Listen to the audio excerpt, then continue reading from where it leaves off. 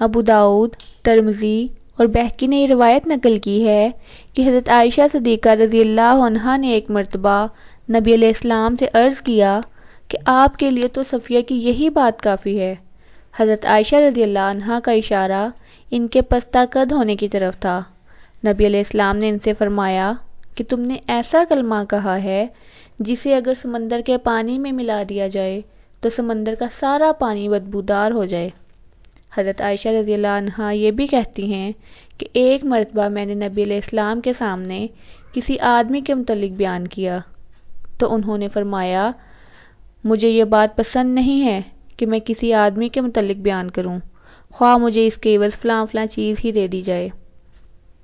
ابو داؤد نے یہ روایت نقل کی ہے کہ ایک مرتبہ سفر کے دوران حضرت صفیہ رضی اللہ عنہا کا اونٹ بیمار ہو گیا۔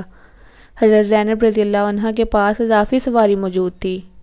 نبی علیہ السلام نے حضرت زینب رضی اللہ عنہا سے فرمایا کہ ایک اونٹ صفیہ کو دے دو۔ وہ کہنے لگیں کہ میں اس یہودیہ کو دوں گی۔ اس پر نبی علیہ السلام ان سے ناراض ہو گئے اور ذی الحج، محرم اور سفر کا کچھ حصہ انہیں چھوڑے رکھا۔ ابن ابی الدنیا نے حضرت عائشہ رضی اللہ عنہا ہی سے روایت کیا ہے کہ ایک مرتبہ میں نے نبی علیہ السلام کی موجودگی میں یہ کہہ دیا کہ فلاں عورت کا دامن تو بہت لمبا ہے۔ نبی علیہ السلام نے یہ سنتے ہی مجھ سے فرمایا تھوکو تھوکو۔ میں نے تھوکا تو اس میں سے گوشت کا ایک ٹکڑا نکلا۔